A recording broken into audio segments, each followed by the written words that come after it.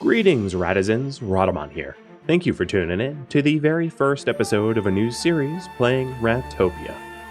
If you would like to skip the game's overview or the review of this series specifically, please use YouTube chapters, and more information can be found in the description of the video.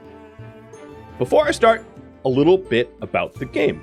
Ratopia is a game that has combined elements of both strategic survival and city building, where you assume the role of a ruler trying to carve out a beautiful rat-metropolis for you and your citizens, or Radizens. The game is quite similar to Craft the World, with a similar vibe and mechanics to Oxygen Not Included, or even Call to the Lamb. And as per usual, this will air on YouTube. Specifically for this series, it will be sort of a tutorial Let's Play hybrid. I'll be playing a normal difficulty with a random seed, with the tutorial turned on, so that you guys can sort of follow along and learn as we go. Prior to the stream, I polled my YouTube community on how I should focus in regards to form versus function, and a balance of the two, because this game can be played to build things very aesthetically pleasing, kind of role-playing, or to build it very, like, super efficient, or somewhere in between. So we're going to do somewhere in between. And if you have any questions about the game, feel free to ask, but let's get going. So here's a new game. Leader is Yoda of Yodaville. And this is our beautiful flag. There's a lot of like flag designs that you can get into. I'm going to activate the tutorial. I personally don't need it, but it will remind me of things to cover so that you guys can learn as we go. As far as difficulty goes, there's easy, normal, hard, and then custom. I'm going to be playing on normal.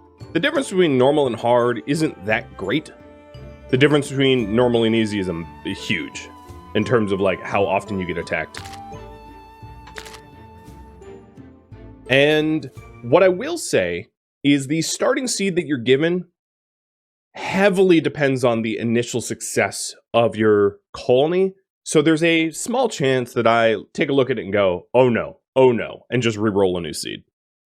I wonder how far I have got. Finally, those assassins seem to be giving up, but my loyal subjects are all gone too. I guess I will have to stay here and embrace myself. Perhaps this place might become the new home.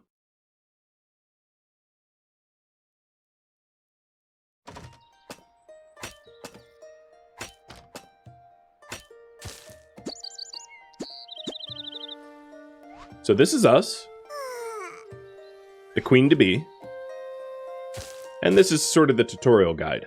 They're not actually a Radizen.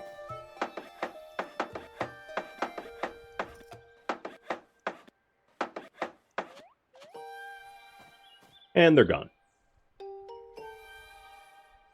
Okay. The tutorial is going to tell me to do some things, but I am at least initially going to ignore them to look at the terrain generation that we have. So they're telling me WSD and space to move around. Space is jump, WSD is obviously moving.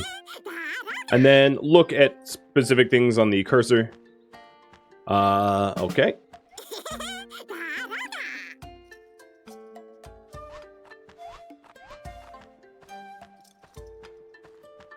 And I'm just seeing how playable this is.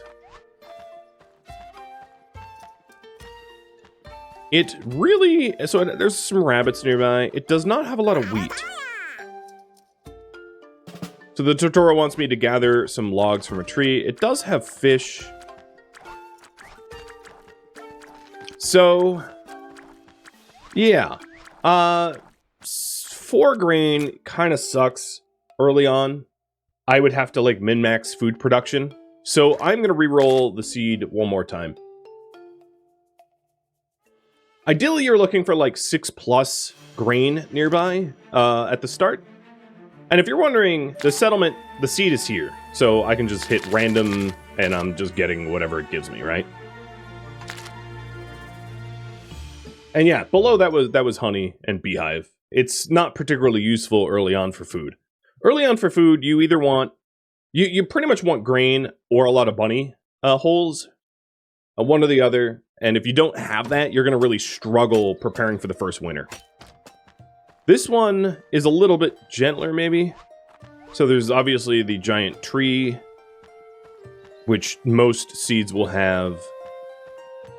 But this has a lot more grain and bunnies nearby. This is a way more appropriate seed. Good. Okay.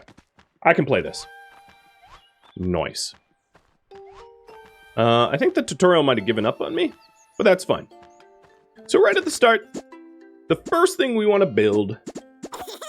Oh, no, here it goes. WSD. Look at the mouse. Got it. A lot of these are really basic, but then it gets into the weeds pretty early on.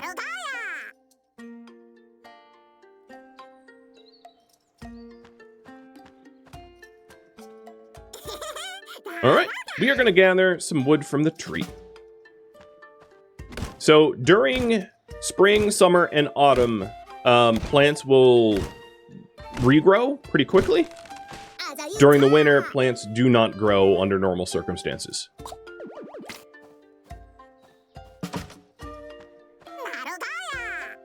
Anytime that you put a new material into storage, you gain a research point.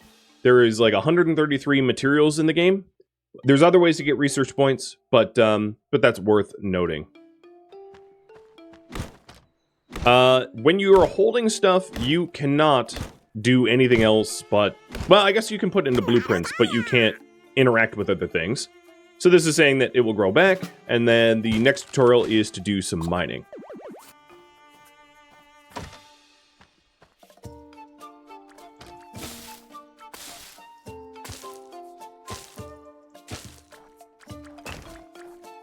So it wants me to gather dirt, but I'm going to go ahead of the tutorial a little bit.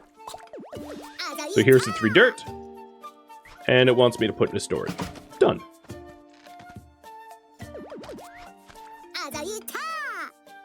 Alright, so now it wants me to build a ladder. You can absolutely strand your Rhadamants or even yourself if you, you know, isolate them or have them dig too deep or you dig too deep. So don't do that. It's actually very challenging for you to get help if you've stranded yourself.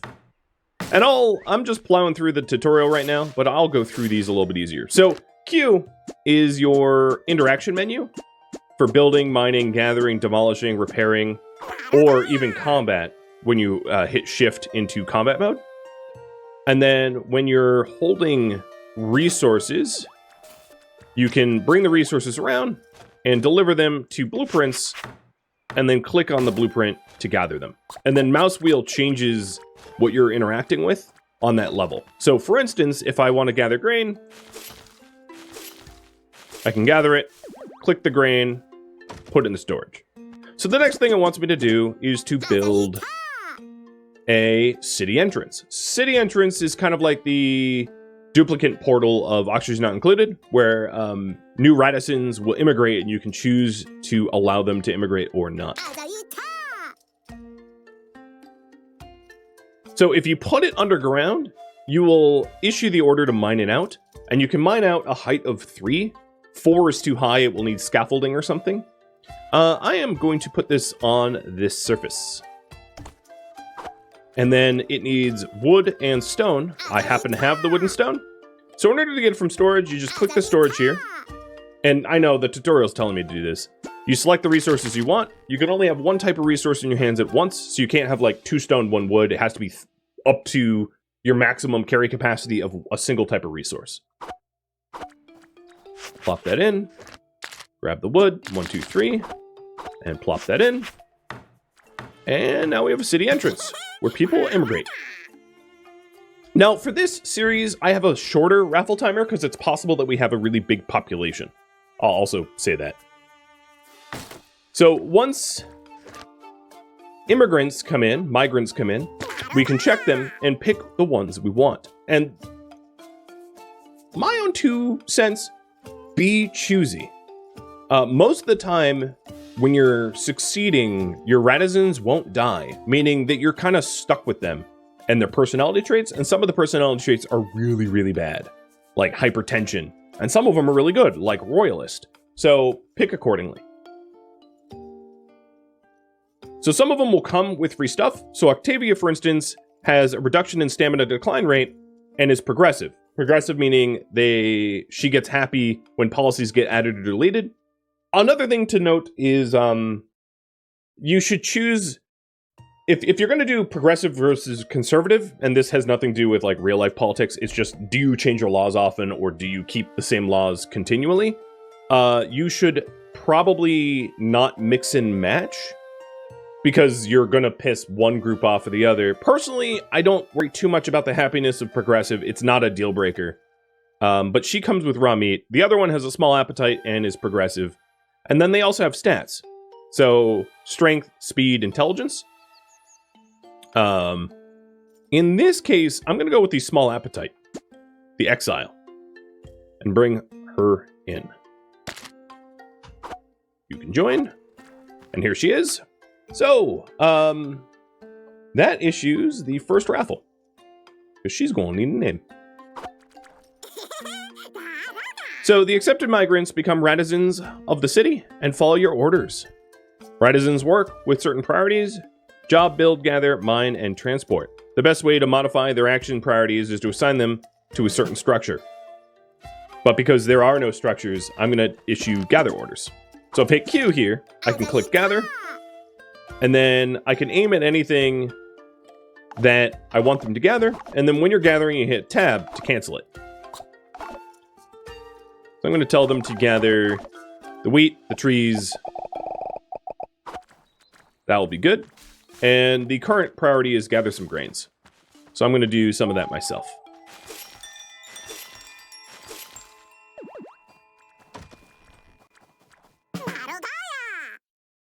How long do the trees take to regrow?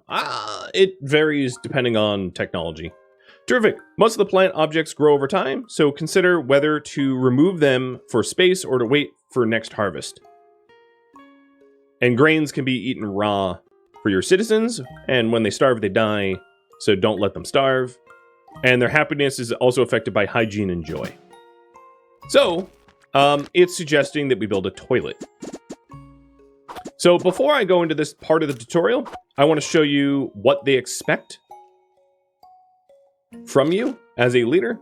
So if you go to our Radizans here is the Radisan sort of tile here. They're jobless, they're full health, they're 92 out of 100.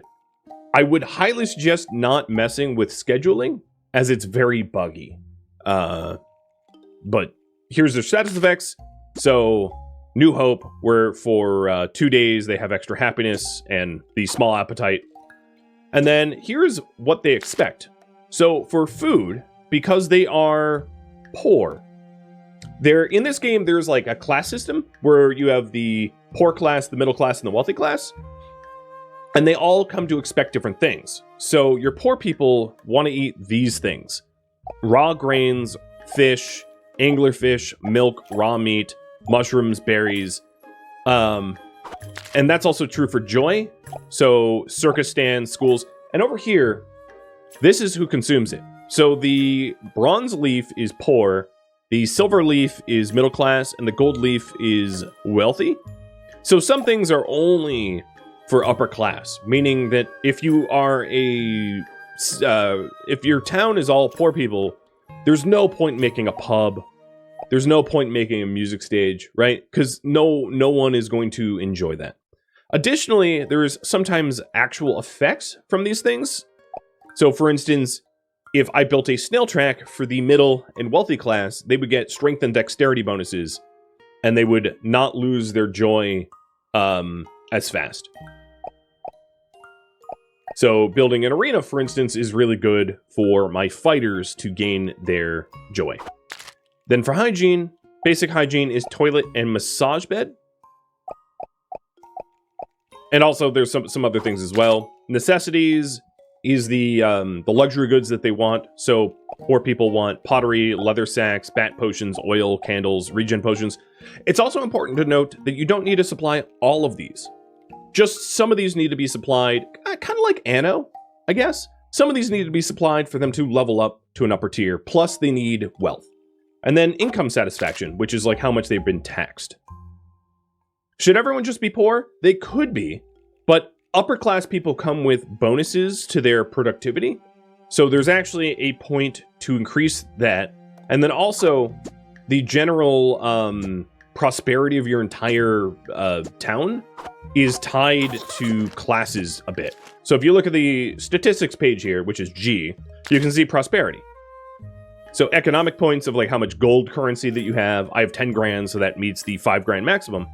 And then infrastructure and Radisson points. Radisson points are heavily driven by classes.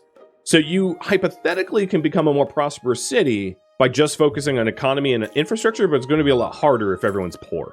Because a third of what drives prosperity is your Radisson points.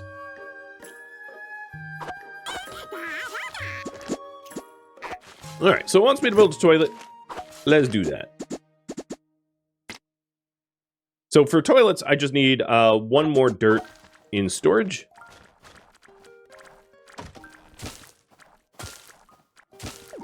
And I can also issue mining orders to... Oh, the giveaway, right. To Double Dwarf. So that once the things out here are collected, I can have Double Dwarf mine out for me. We're also getting into sort of future planning. So, much like Oxygen Not Included, there is a very rapid vertical transport system that requires a 3-wide section. So as you can see, this ladder here is spaced in such a way that there's space next to it to build that for the future. I also like to have 3-high structures. So even though a lot of the facilities in the game only require 2-high, there's a bunch of different reasons to have 3-high anyway. For art or for making improvements and the like. So I'm going to do that anyway.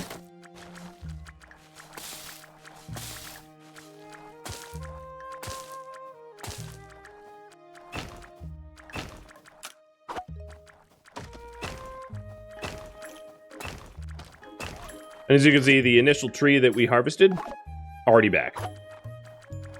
They don't take very long.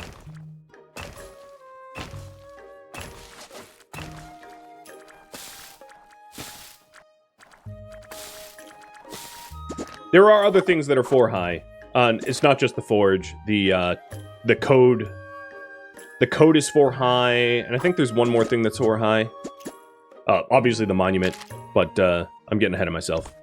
All right, so there we go. There is the start of the toilet, and as you can see, Double Dwarf is already grabbing wood, so I'll grab the dirt. No, that's not dirt. To deliver.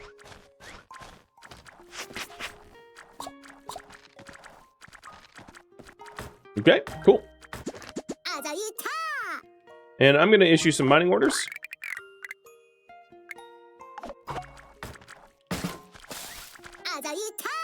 All right. So now it wants me to build a sawmill.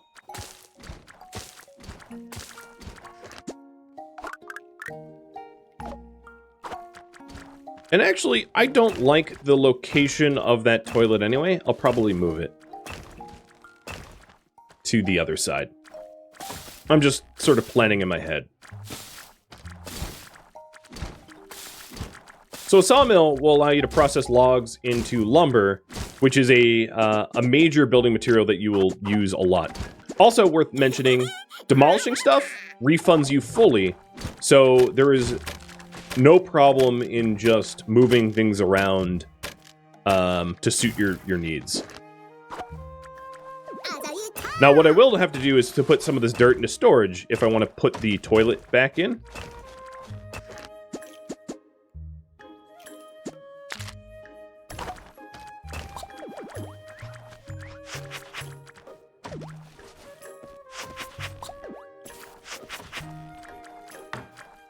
Alright, there we go. You'll understand why I made this choice soon. My plan is to have production go to the right, because towards the left we have this tree that is kind of annoying to deal with because it's full of water. Alright, so the next thing that we wanted to do is to build a sawmill, and I'm going to put the sawmill here.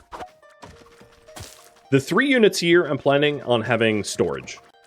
I like to have storage on every level, as it will make the production faster, but also that you guys voted on me focusing somewhat heavily on aesthetics. So I'll be doing that as well. I'll probably have individual districts, like a woodworking district and a metalworking district and a banking district, which isn't required by the game. This game doesn't have the concept of rooms. So there's no benefit, like oxygen not included, for instance, to have like a laboratory. There isn't that sort of game mechanic, but that doesn't necessarily mean because we're focusing a balance between aesthetics and function, I'm gonna have district-looking things. Okay, Double Dwarf, you are gonna be put to work as our lovely carpenter. Assigning you into the role, and you are gonna turn raw wood into lumber, and I am going to add a condition to this. So, we're going to quantity check it, we're going to sell the lumber to any storage, and we're going to produce if it's less than, let's say, 30. Now, one thing I will note is you can only add one condition per material. So if we also wanted to make wooden sticks, the condition quantity check for wooden sticks, it gets, I'll just put it this way, it gets a little weird at times. But I will try a multi-conditioned, oops. All right. So we're gonna make, for now, I'm going to not make wooden sticks. I won't need them quite yet. I want the lumber first. So Double Dwarf is gonna go grab raw wood and turn them into lumber. We also have the potential of a new Rhadamant, so let's take a look. So Betty is frugal and pessimistic, no thanks, and you are progressive and athletic. Sure. You're very much like the last one. Cool. And that is yet another giveaway timer. A raffle timer.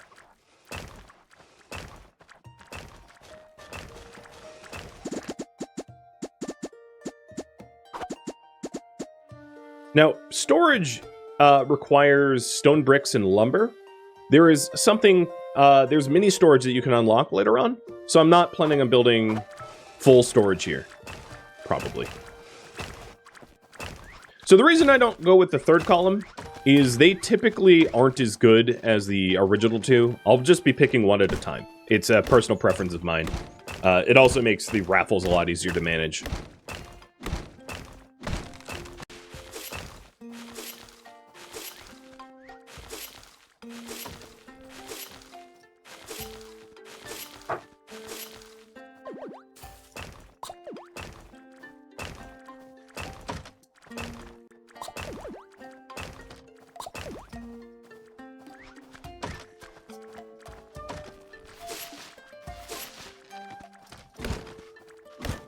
Hello, bunnies.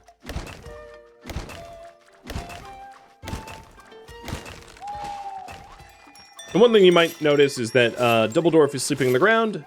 That will be solved soon. There is a personality trait called Floor. Floors actually do like to sleep on the floor, but they don't recover stamina as well as people that sleep in beds. So it's useful to save space, but it actually is a bit of a detriment when it comes to sort of like making sure that your citizens are productive.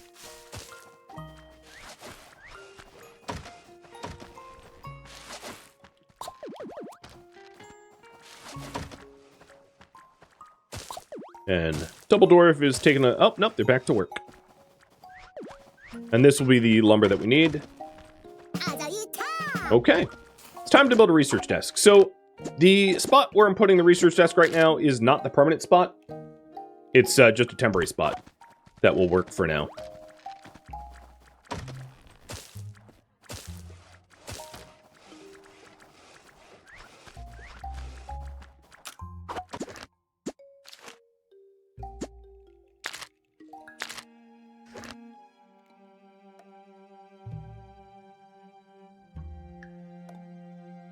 Homuncular.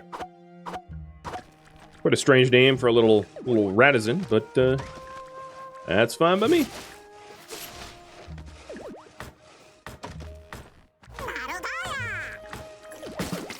And migrants again.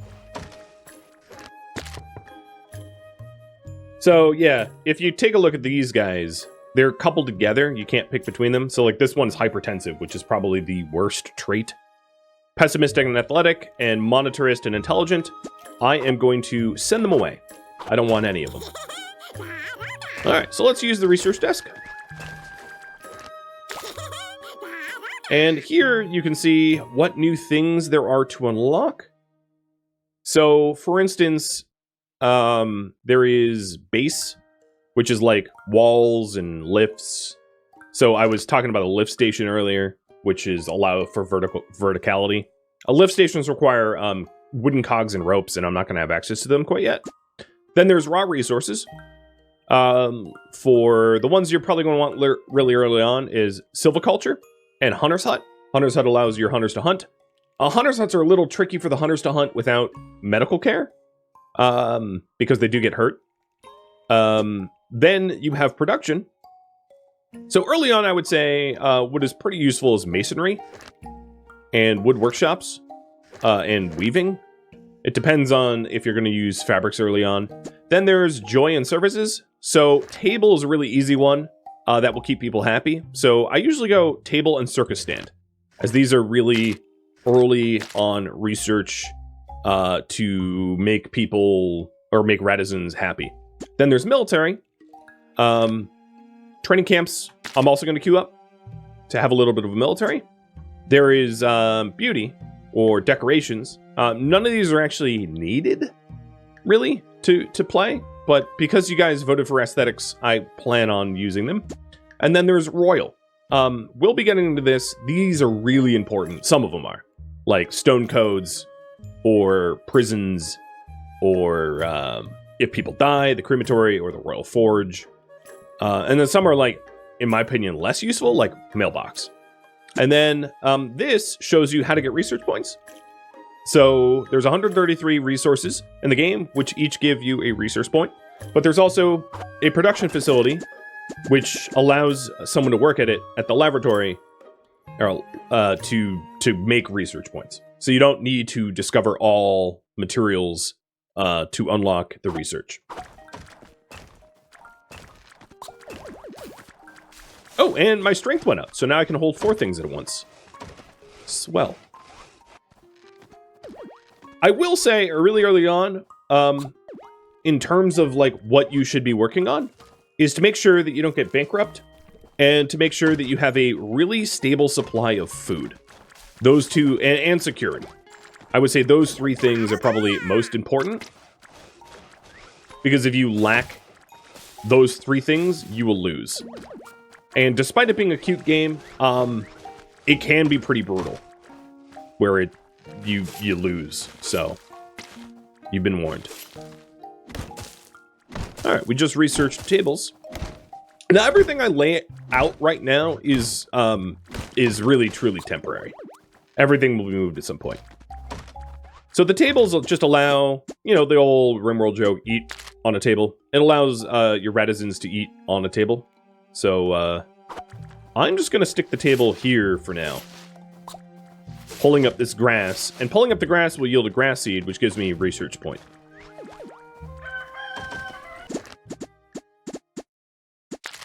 You just want your table near where you store your food, for the most part.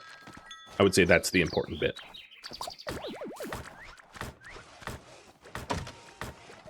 Now, I don't need a circus stand just yet. My Radizans aren't, like, complaining. The happiness level's 60, which is pretty good.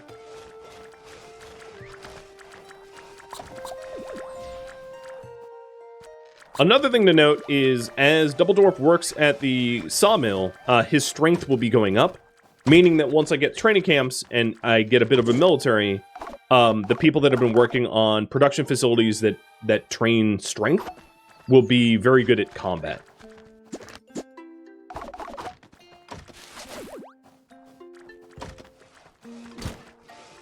Alright, did the tutorial tell me to do anything at this point? So there's a happiness effect of eating this table, which is happiness +1.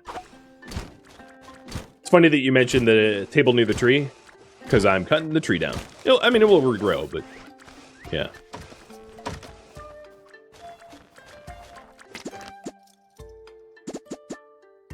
All right, let's do some future planning. Oh, we have a bit of a fish pond down here.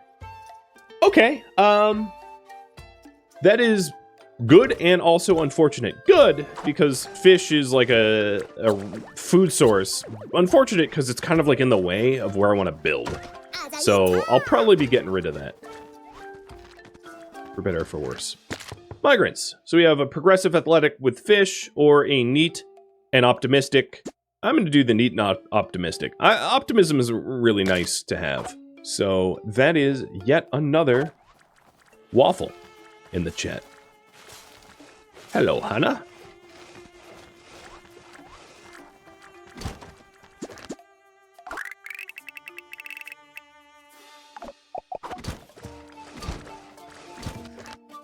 And I'm going to start to replace the tiles beneath with dirt, which improves movement speed.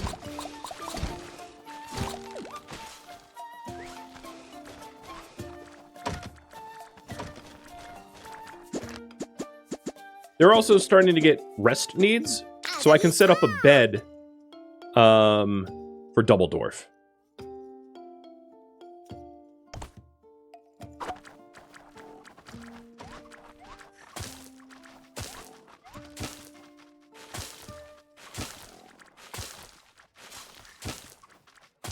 Now, normally, when I was playtesting, I just put all the beds in, like, one giant barracks. But because the vast majority of people voted that I work on aesthetics as well, I'm gonna not do that, because it's ugly as sin.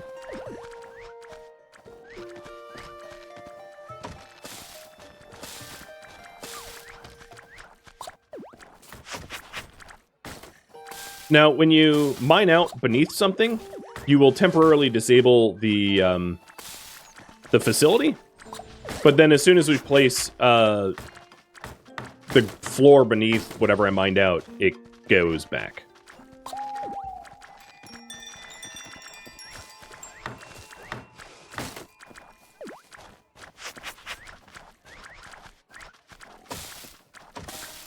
I prefer to self-assign beds, not auto-assign beds. Self-assigning beds allows me to put it exactly where I intended, whereas the auto-assign has people sleep and work very separately from where I would consider as ideal.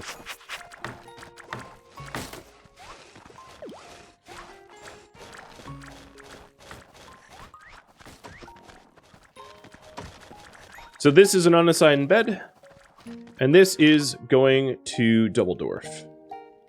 Marauder is the next one. Got it.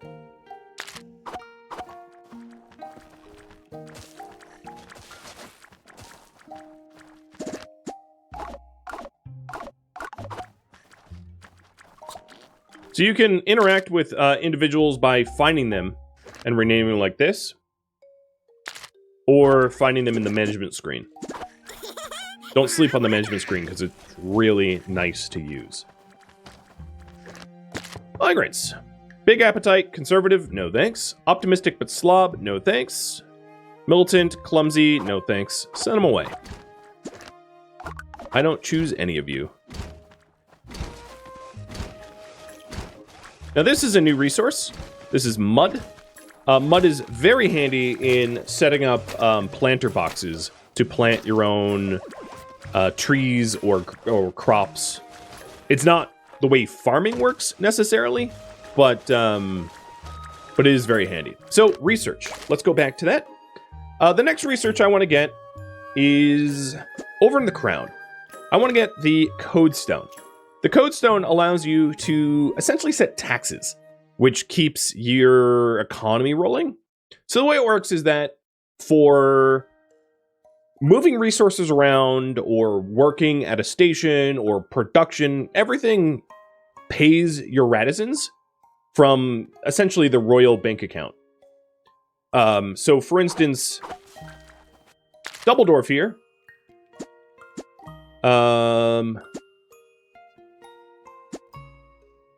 Okay, hold on. That's not how to see it.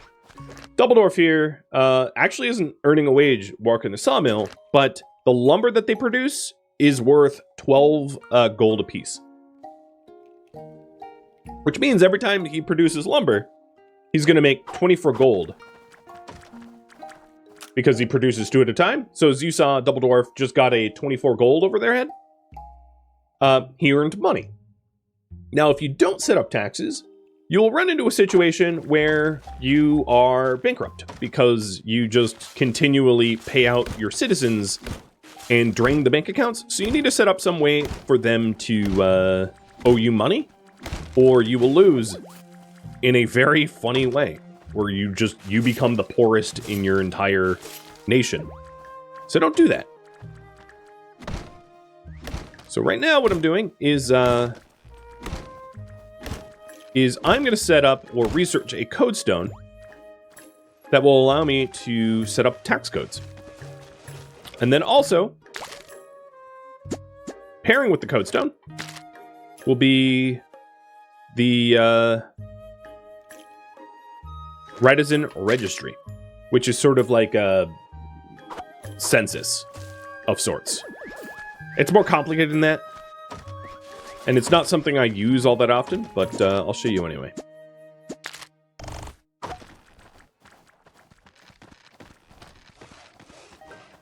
Also, as you might have noticed, harvested the grain seeds and the tree seed, and I can plant them back later. Oh, we have our first combat. So here in the top right, we have the day counter, the time counter, and then that little like black evil face jack-o'-lantern looking thing is when our town is going to be attacked by threats. There's different types of threats in the game. Initially, it's just sort of like zombie plague rats. But it gets... I'm not going to spoil it, but there's other threats as well. So, current priority is set up taxes. Yes. Sorry, Radizans, but you won't have to pay money.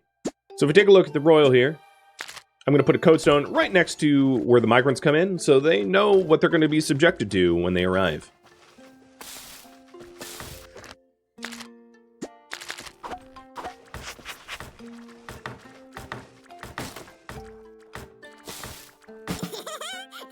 Alright, construction is finished. Now I'm not going to bother setting up any tax codes because we don't actually have a tax collector at the moment. So there's kind of no point in doing it, as no one will be calculating what people owe. So I can set up the taxes, but like, I won't be earning money from it.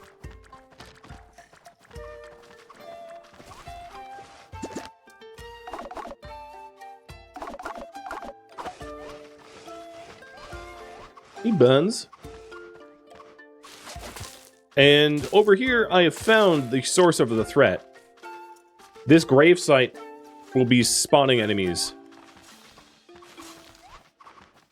So they're going to come in from that direction and attack me. All right. So another thing that I want to research here is going to be spike traps. And then pairing with the spike traps, I want the tax office and also the Shrine of the Rat. Research points are running out, but they're not out enough yet for me to care.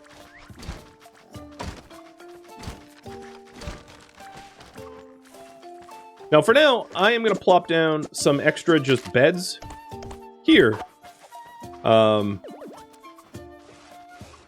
For the other Radizans to sleep, but they're not going to stay there. Everything is sort of temporary just to get set up.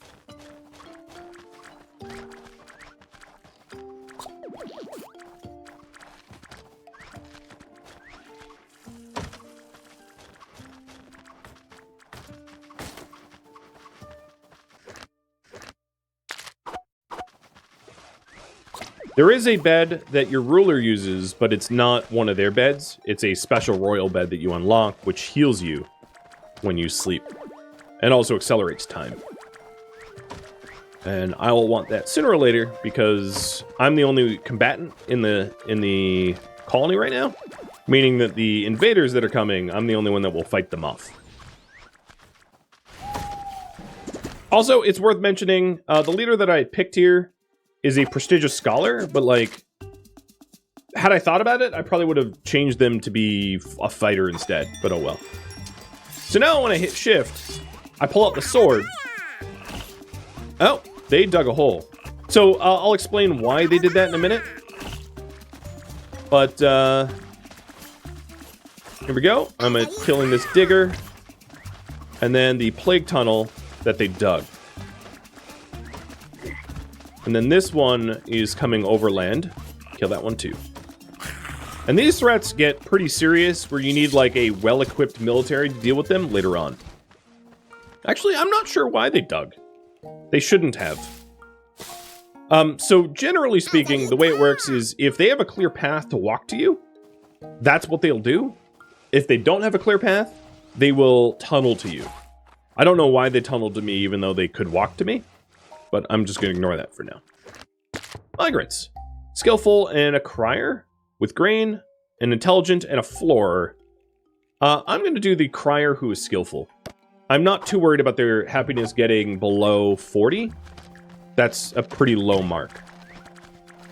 And we just got Shrine of the Rat. Nice.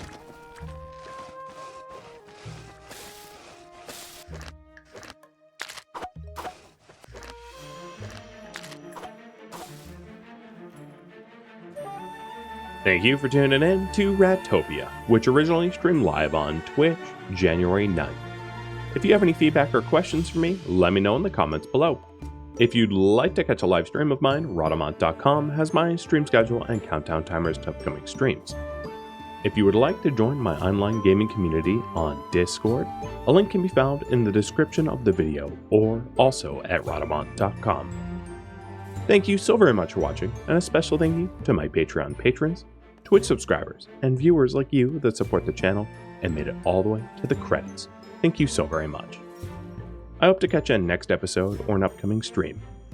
Farewell, my fellow Radizens.